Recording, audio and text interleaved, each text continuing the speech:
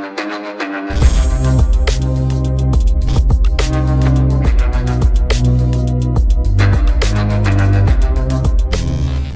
वालेकुम गाइस, कैसे हैं आप? उम्मीद करता हूं कि आप सब खैरियत से होंगे, खुश होंगे और हमारी दुआ है कि आप हमेशा खुश रहें, हंसते और मुस्कुराते रहें। मेरा नाम है रहमान अनवर और मैं हूं मोहम्मद और मैं मुज़फ़्फ़र इक़बाल। और आज हम जिस वीडियो प्ले करने जा रहे हैं, इस वीडियो का टाइटल है NSA Ajit Doval in Russia to review ties Afghanistan terrorist to figure on agenda. तो मेजर गौरव आर्या साहब की वीडियो देखते हैं। अगर वीडियो पसंद आए तो लाइक सब्सक्राइब ज़रूर कीजिएगा और कमेंट में अपनी राय का इज़हार ज़रूर कीजिएगा। चलो वीडियो करते हैं शुरू।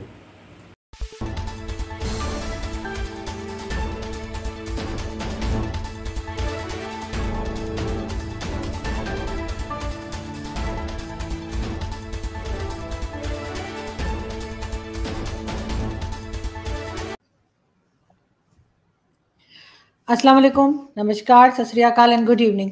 मैं हूं अर्जु काज़मी और आप देख रहे हैं पॉइंट ऑफ व्यू। हमें जी भारत से ज्वाइन किया है मेजर गौरव आर्या ने। बहुत शुक्रिया सर कि आज आप आए हैं, थैंक यू सो मच। और अर्जु जी बुलाने के लिए थैंक यू। बहुत शुक्रिया। और आज मेजर साहब, सबसे पहली बात जो मैं आपसे पूछना चाहूँगी कि कहा जा रहा है कि बाजवा साहब का एक्सटेंशन हो सकता है, उन्हें मिल जाए। जो अभी लंदन वगैरह भी वो गए थे, उसके पीछे भी कई बातें चल रही हैं। आपके ख्याल से कोई फर्क पड़ेगा पाकिस्तान में अगर बाजवा साहब की एक्सटेंशन हो जाती है? नहीं, इसके 2-3 फॉलोआउट्स तो होंगे अर्जु जी। एक्चुअली क्या होता है जब एक्सटेंशन होता है ना, स्पेशली आर्मी में और किसी सिविल इदारे में, पुलिस इदारे में, किसी और डिपार्टमेंट में हो जाए तो चल जाता है। पॉइंट ये है कि आर्मी जो है, कोई भी army, it's a very hierarchical structure. ऐसी होती है, बिल्कुल पिरामिड जैसा होता है ना। आर्मी एक पिरामिड की तरह होती है। तो एक बंदे का प्रमोशन जब एक्सटेंशन हो जाएगा 3 साल के लिए, तो फिर देन पूरे नीचे का डिस्टर्ब हो जाता है मामला। अच्छा, उन्होंने पहले 2-2.5 साल करी नौकरी, फिर उसके ऊपर उन्हें 3 साल का एक्सटेंशन मिल गया। अब 3 साल का एक्सटेंशन अगर वो और लेते हैं तो करीब 20-25 लेफ्टिनेंट जनरल्स जो हैं, उनका करियर डिस्टर्ब हो जाएगा। पहले जिनका हो चुका है वो तो हो चुका है, मैं सबको मिला के बोल रहा हूँ, पहले वाले का और अब। तो टोटल आपका इतना बढ़ जाएगा, 2 दर्जन लेफ्टिनेंट जनरल्स का करियर खत्म हो जाएगा। खत्म इन द सेंस कि देखिए, बात ये होती है ना, जब कोई चीफ बनता है तो उसकी जगह फिर कोई बनता है, फिर उसकी जगह कोई बनता है। It's a this thing cascading chain. तो एक तो ये चीज है। दूसरी चीज है, बाजवा साहब बोल चुके हैं कि ही इज नॉट इंटरेस्टेड, और एक फौजी के लिए एक बार जबान दे दी कि नहीं एक्सटेंशन लेंगे। वैसे जियाउल हक साहब ने भी ये करा था पहले कि बस मैं इलेक्शंस करवाने वाला हूं, फिर वो 10-11 साल तक बैठे रहे। तो वो तो नहीं है, मैं बाजवा साहब ऐसे तो नहीं है। एंड जो भी मैंने थोड़ा बहुत सुना है बाजवा साहब के बारे में, he seems to be an officer and a gentleman, very unlike Ziaul Haq. Ziaul हक तो अलग ही लेवल का खिलाड़ी था। तो मुझे लगता नहीं बाजवा साहब ऐसा करेंगे, लेकिन आई डोंट नो। अगर हो गया ना तो पाकिस्तान का जो पॉलिटिकल लैंडस्केप है उसकी मरम्मत हो जाएगी फिर अच्छी तरीके से।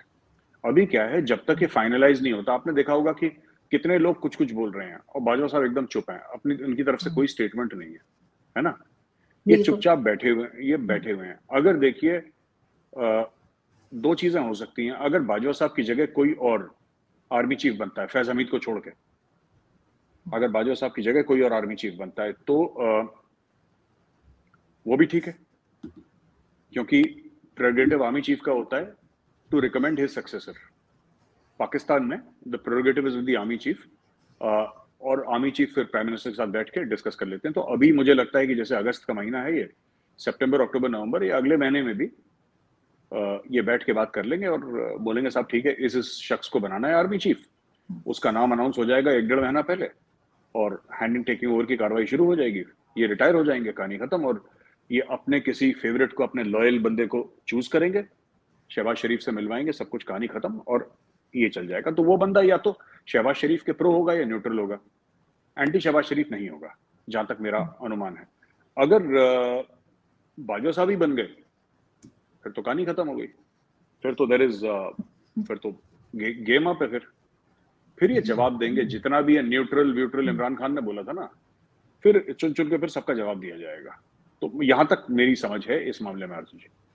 लेकिन जनरल फैज के चांसेस तो कम लग रहे हैं। उनसे पहले 4 या 5 लोग कहा जा रहा है कि और सीनियर हैं जिनकी बारी आ सकती है।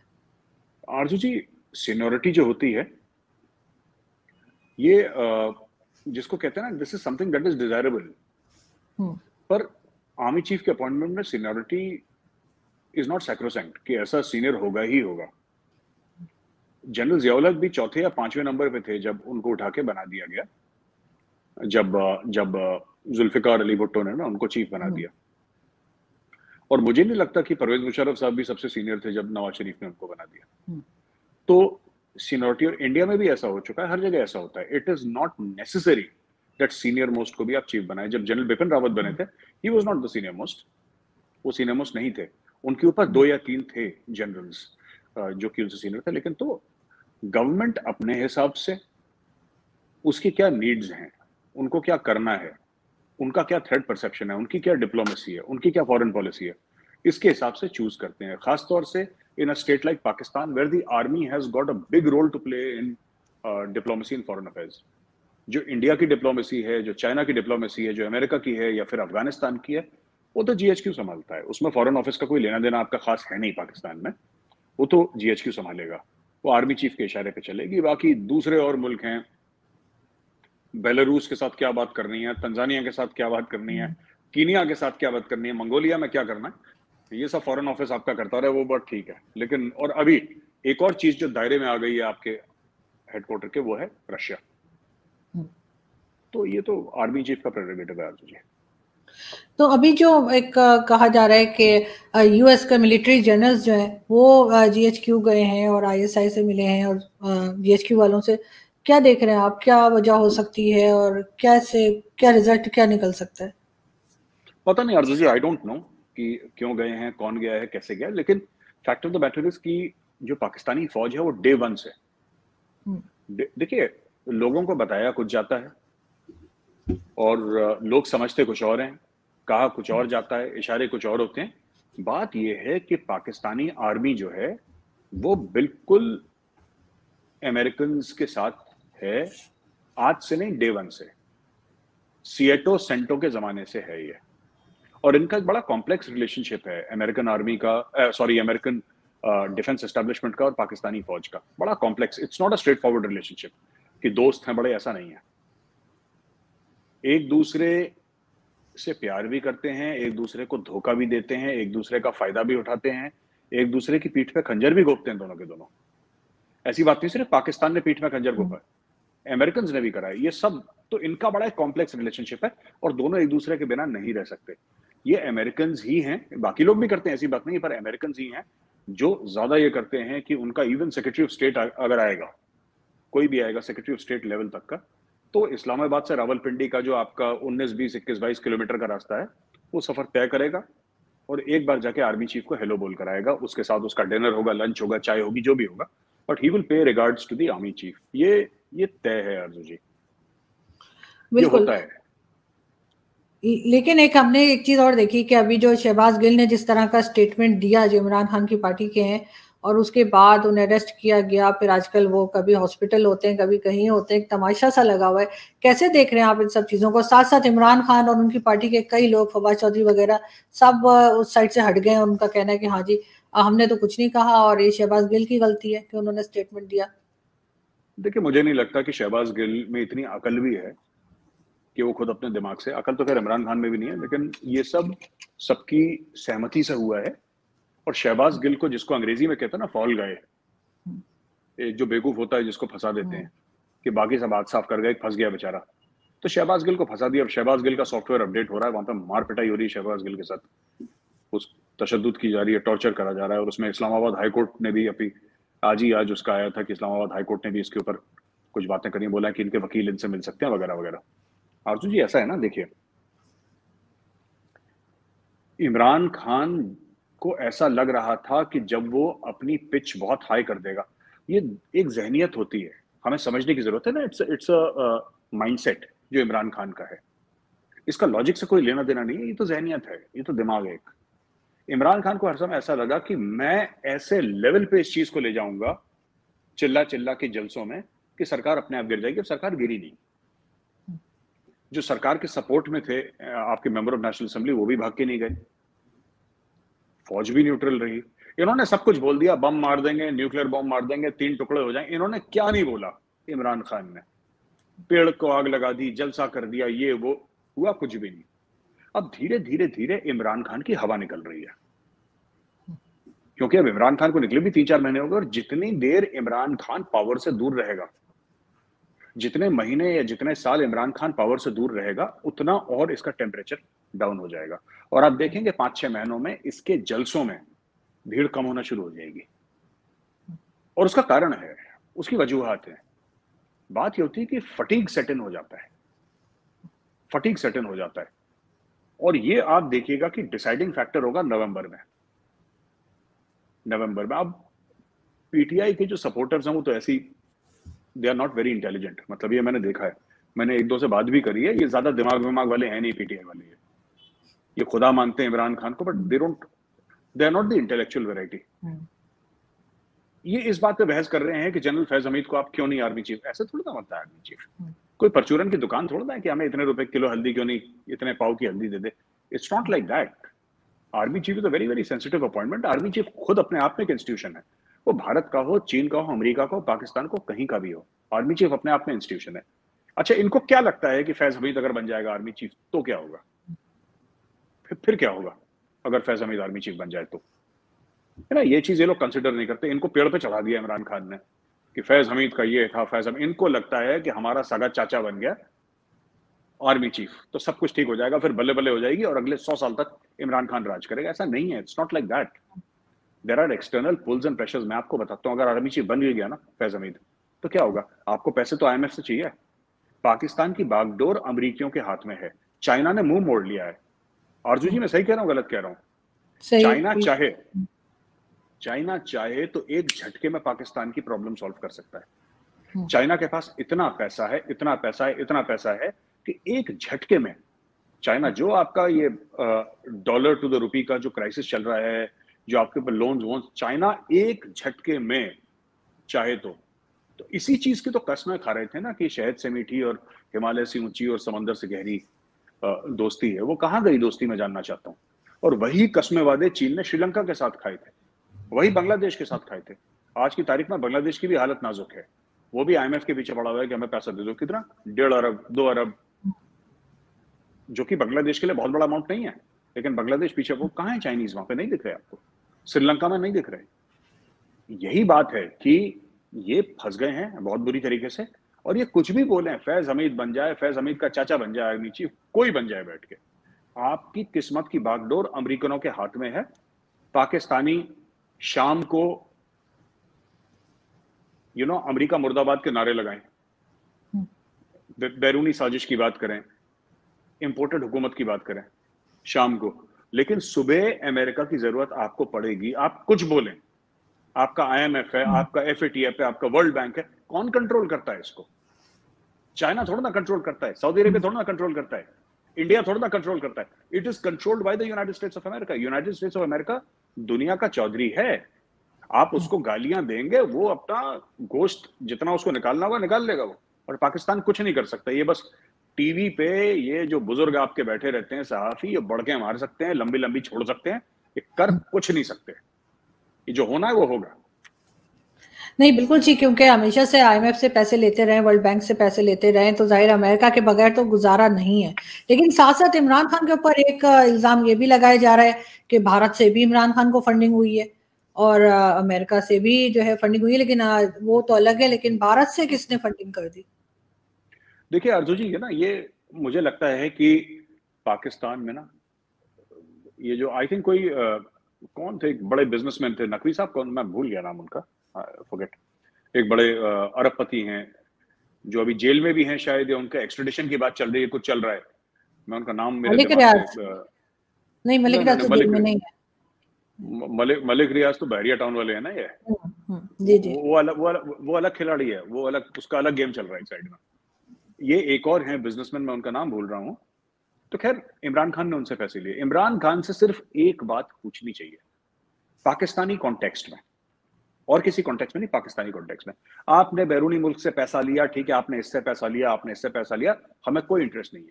शहबाज शरीफ को इमरान खान से सिर्फ एक बात बोलनी चाहिए कि कौम के सामने आके जलसे में बताओ क्या तुमने हिंदू और यहूदी से पैसा लिया, हाँ या ना?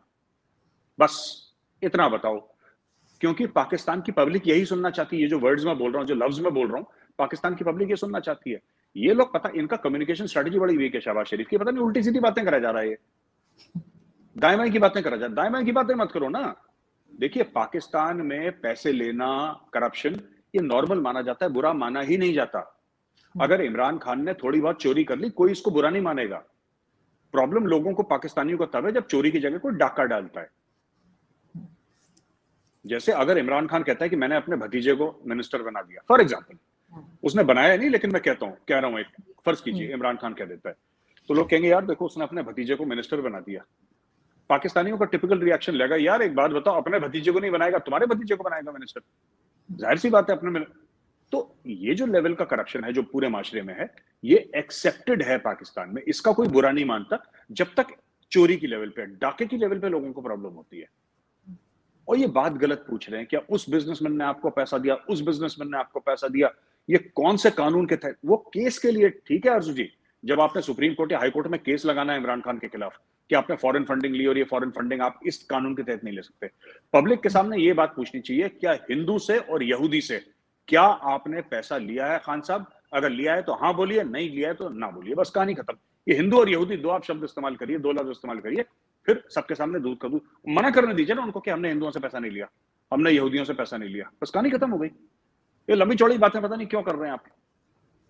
बिल्कुल ठीक, लेकिन खैर उनके ऊपर मुसलसल ये बात भी की जा रही है। लेकिन साथ साथ मेजर साहब, अजय दोवल साहब जो है, उनका मॉस्को ट्रिप जो है उसको आप कैसे देखते हैं, वहां पे जो उन्होंने विजिट कर रहे हैं?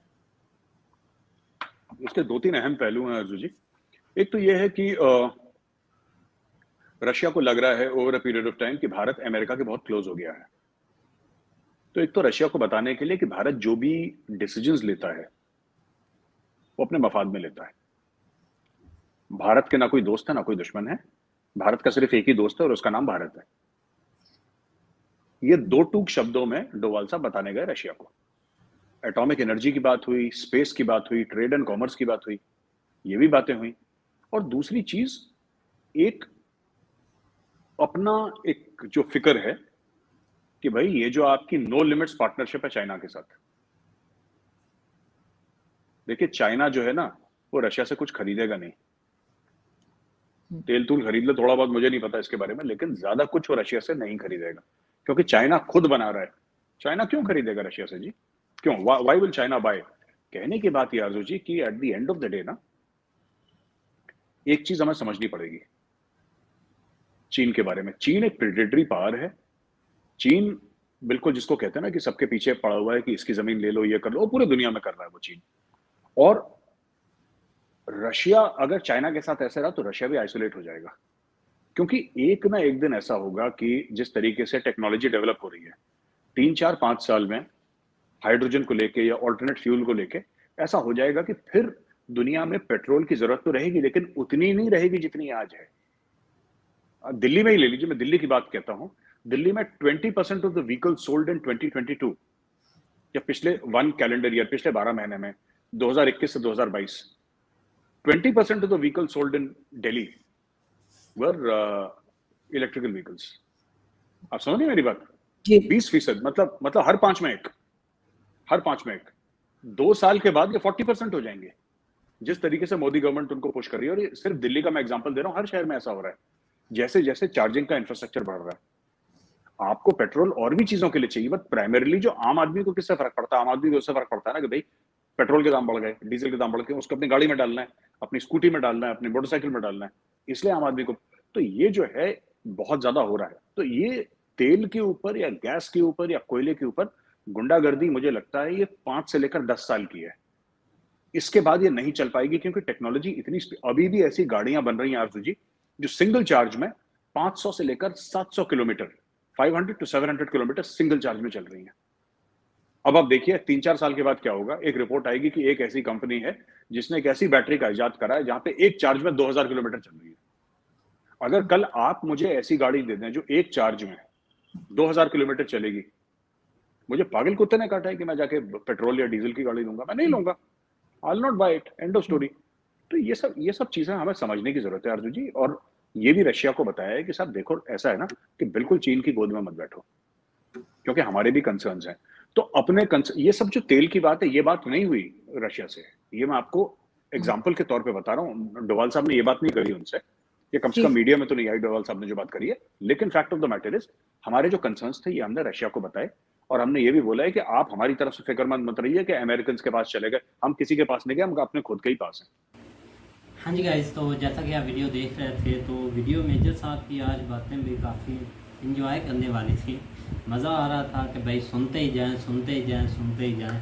लेकिन पार्ट बना रहे हैं, देखते हैं कि भाई सबसे पहले तो हमारे जो है ना भाई, जब भी मेजर साहब से स्टार्ट हुआ है तो उन्होंने भाई हमारी फ़ौज के ऊपर जो है ना तनकीद नहीं बोलते कि उन्होंने जो चीज़ें हैं ना वो बताते हैं। न्यूज़ थी ना आगे आर्मी चीफ चेंज होना है, तो ये काफ़ी एक हलचल होती है कि कौन आएगा, इसकी क्या एक बैकग्राउंड है, इसका क्या बैकग्राउंड है। ये दोनों मुमालिक में होता है, इंडिया में भी होता है, पाकिस्तान में भी होता है। बिल्कुल, इंडिया ने 2 दफ़ा चेंज करके नाम ही नहीं लॉन्च किए थे, शायद आपको याद हो। इतना असर उधर पड़ता नहीं है, नहीं इधर भी असर नहीं इतना पड़ता कि चेंज जो भी होगा, लेकिन हमारे यहाँ इधर होती है, हमारे यहाँ तो तसल्ली मची होती है। एक बात तो होती है ना, दोनों मुमालिक में होती है, इतनी भी तसल्ली नहीं मची होती पाकिस्तान में। बस बैकग्राउंड ही देखते हैं कि इसकी ये क्या करेगा, क्योंकि पाकिस्तान का माइंड सेट ना बहुत लो लेवल का है। ये चाहते हैं कि जनरल फैज आ जाए, वो आसिफ गफूर आ जाए, वो ऐसा कर देगा। ये इमरान खान की पार्टी चाहती है ना, ये पार्टी बनी हुई है, तो वो ही आएगा जिसकी मतलब कि जिसकी कारकर्दगी अच्छी होगी, जिसकी हर चीज़ भाई अच्छी होगी, ये चीज़ें देख कर आएगा। ये नहीं कि भाई आपने जैसा कि मेजर साहब ने बताया कि कोई आप वहाँ से भाई चूरन खरीद रहे हैं कि आप जीते इतना दे दें, इतना दे दें, ऐसा तो नहीं ना होता। जो कारकर्दगी अच्छी खान साहब की बात है, वो बात तो ठीक है। अब देखा जाए तो इमरान खान का भाई प्रेशर है ना, वो कम होता जा रहा है पब्लिक में दिन ब दिन भाई। बिल्कुल, जो जलसा होता है ना, जलसा आज से या इमरान का 50 साल पीछे या आगे भी कर लेना, अवाम ने इतनी होना है, अवाम ने कम नहीं होना। क्योंकि आपने एक विजिट करना है चैनल उर्दू न्यूज़ पॉइंट। जब आप आज है ना इमरान खान का जलसा, तो कल आपने उर्दू न्यूज़ पॉइंट भी देखना है कि जिसने शादी की है जलसे में, और इमरान खान के क्योंकि जो जलसे में पर जो भाई बड़ी मिसालें दी जाती है, जो जलसे में जाता है भाई 10-15 शादियाँ ज़रूर होती है, वो आगे से वो उर्दू पॉइंट विजिट करता है कि हमने कैसे भाई आपने मिस कर दिया, डी चौक जाना चाहिए था। जिसकी चीज़ के ऊपर भी आप जाए ना, हमें सबसे पहले फर्स्ट ऑफ ऑल इस चीज़ों के में नहीं पढ़ना चाहिए कि कौन आगे आएगा कौन पीछे जाएगा। लेकिन हमारी आवाम को जो है ना वो ज़रूरत इन चीज़ों की नहीं है कि कौन आगे आ रहा है, कौन जा रहा है, कौन आर्मी चीफ बन रहा है, कौन प्राइम मिनिस्टर बन रहा है।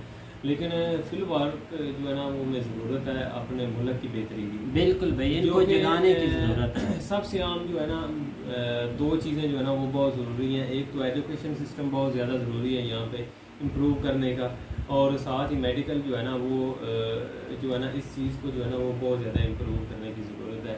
एजुकेशन अगर सिस्टम बेहतर होगा तो सारी बात है, बाकी चीज़ें ऑटोमेटिकली जो है ना वो आपकी बेहतर हो जाएंगी। तो इन चीज़ों के ऊपर जो है ना वो फोकस करने की बहुत ज़्यादा ज़रूरत है। लेकिन अनफॉर्चुनेटली हमारे जो यूथ है वो इनको बहुत ज़्यादा सियासत के पीछे लगा दिया गया है। आप सोच नहीं सकते, हर बंदा सियासी बना बैठा है। एक आप कह लें कि लोग मरीज़ हो चुके हैं इस चीज़ के, जो है ना वो हर आप कोई भी किसी से कोई टॉपिक या कोई भी बात पूछें तो वो आज आके जो है ना वो अपने हुक्मरानों को इसके अंदर ले आएगा। उसकी वजह भी ये है कि इन्होंने बहुत हद तक जो है ना वो लोगों को इस चीज़ में इन्वॉल्व कर दिया। बिल्कुल भाई, और अगर एक बात ये भी देखी जाए ना कि इमरान खान साहब अब जलसों में भी बड़ी तकरीरें करता है, तो उस वक्त तो बोलते थे मैं कोई आलू टमाटर का भाई रेट यहाँ पर पूछने आया हूँ या बताने आया हूँ। भाई यही चीज़ें हैं, गरीब आवाम को यही चाहिए था कि भाई आलू ले ले, प्याज ले ले, गंडे ले ले, ये चीज़ें भाई थी, घी को चीनी, ये चीज़ें चाहिए गरीब आवाम को। वो 100 में से 10% हमारे ऐसे अमीर लोग हैं कि उनको भाई इन चीज़ों की कोई परवाह नहीं, जितनी महंगाई हो जाए। लेकिन जो भाई 90% नीचे का तबका है वो बस यही देखता है, जो उनको रिलीफ देगा वो ही आगे आएगा। ये लोग समझते हैं कि भाई इमरान खान 10 दिन चलने वाली चीज़ है कि जो भाई अमेरिका का नाम लेकर चल रहा है। आने वाले मेजर साहब ने ठीक बोला कि नंबर तक ठुस हो जाएगा। अब कुछ लोग होते हैं जोशीले के कुछ बात समझ नहीं सकते। अब इस फील्ड में हम भी कुछ थोड़ा बाला है भाई, हमें भी पता चल गया। क्योंकि इमरान खान पहले भी जब हुकूमत में आना था ना, तो एक नारा होता था कि भाई मैं IMF के पास नहीं जाऊंगा, तो सेम चीज वो फिर दोहरा रहा है कि मैं IMF के पास नहीं जाऊंगा। तो बात भाई समझनी चाहिए। अब माइंड भी है बंदे में कि ये बंदा वो बातें करता था पहले कि IMF के पास नहीं जाऊंगा, अब वही बातें फिर कर रहा है रिव्यू के मैं नहीं IMF के जाऊंगा, जब हुकूमत आ जाएगी तो IMF के पास जाऊंगा। तो बात वो ठीक है कि भाई अमेरिका चौधरी है, भाई वो मुल्क में एक फसाद डाल सकता है, क्योंकि अब हाल ही में उन्होंने 15 के 16 एम्बुलेंस दिए हैं पाकिस्तान को। तो वो भी इमरान खान की जहाँ पे हुकूमत है ना उधर दी है, तो उस पर कोई मतलब के नहीं, हम या तो जहाँ पर इमरान खान की हुकूमत से बोलते कि हमने नहीं ये एम्बुलेंस लेनी, हम खुद मेड इन इमरान खान बनाएंगे। भाई देख लें के। और उसके बाद अगले टॉपिक पर आते हैं कि भाई के जो के जैसा कि आप देख रहे हैं कि भाई के अजीत दवल साहब उन्होंने भाई एक रिव्यू दिया है और उन्होंने सब कुछ क्लियर किया है कि जो कि एक न्यूज़ भाई गर्दिश कर रही थी। इंडिया के पॉइंट ऑफ व्यू और पाकिस्तान के देखे जाए ना पॉइंट ऑफ व्यू से, पाकिस्तान का पॉइंट ऑफ व्यू ये है बकौल हकीकत टीवी के इंडिया अब ना पीछे चला गया है कि इंडिया बहुत डर गया है, वो रशिया के तरले कर रहा है, मिलते कर रहा है कि हमारा वो जो कदर थी ना वो पहले वाली वो अब कम हो चुकी है। तो वो अब इंडिया को पूरा बवाल मच गया, वो रशिया की तरफ जाना चाहते हैं क्योंकि रशिया अब चाइना और पाकिस्तान पर डिपेंड हो गया है, तो इंडिया बहुत पीछे छोड़ गया। ये पाकिस्तान का माइंड सेट है, लेकिन पता नहीं इंडिया स्टेटमेंट दी है, उन्होंने स्टेटमेंट दी है कि अगर रशिया का चाइना के साथ जो मर्जी तल्लक है हमें जो है ना उस चीज़ से जो है ना वो कोई फ़र्क नहीं पड़ता। तो ये एक अच्छी स्टेटमेंट है, इससे जो है ना वो बहुत सारी चीज़ें जो है ना वो क्लियर हो जाती हैं और होनी भी चाहिए, क्योंकि लोग ऐसे ही कि वो उसके साथ है वो उसके साथ है। बिल्कुल उन्होंने सही कहा कि हमारे जो आपके चाइना के साथ रिलेशन है हमें उससे कोई मतलब चाइना काफी वॉरिड भी नहीं है और इस चीज़ के ऊपर चीन दोस्ती काफी एक ना पीछे हट गई, क्योंकि अब हमारे वज़ीर साहब अगले हफ्ते जा रहे हैं कतर, एक वो या मुल्क बचा हुआ है शायद उधर से कुछ माल नहीं वो देंगे भाई, क्योंकि नहीं भाई अजीत दवल साहब की बात की जाए हमें उनके टॉपिक को देखना चाहिए कि भाई उन्होंने स्टेटमेंट दी, क्योंकि ये गर्दिश जो भी न्यूज़ कर रही थी उन्होंने एक बार उसको क्लियर कर दिया, जितने सवाल जवाब थे सबको भाई उन्होंने क्लियर किया और काफ़ी अच्छी स्टेटमेंट थी और बिल्कुल भाई देनी भी ऐसे ही चाहिए। तो नहीं एक मिनट यहाँ पे जो है ना उन्होंने ये कहा है कि आप उनके रिलेशन के साथ जो है ना वो रिव्यू करें कि आप किस तरह के रिलेशन उनके साथ रखना चाहते हैं, ये इस तरह की यहाँ पे देखा जाए तो अब इंडिया और चाइना का काफ़ी एक हालात ख़राब ही रहते हैं, लेकिन पॉइंट ऑफ व्यू से देखा जाए तो वो एक मतलब कि आंसर ही मांग रहे हैं ना कि आप ज़्यादा किस पर डिपेंड करते हैं। कल को अगर इंडिया और चाइना के हालात ख़राब हो भी जाते हैं मिसाल के तौर पर, तो रशिया किस साइड पर जाएगा, चाइना की तरफ या इंडिया की तरफ? ये चीज़ें बहुत मायने करते हैं, लेकिन देखो अब डिसीजन क्या होता है, चलता रहना, फाइनल देखो इसके ऊपर क्या होता है। बिल्कुल भाई, तो उम्मीद करते हैं कि गाइस आपको वीडियो पसंद आएगी, अगर पसंद आए तो लाइक सब्सक्राइब जरूर कीजिएगा और कमेंट में अपनी राय का इज़हार जरूर कीजिएगा। अल्लाह हाफिज़।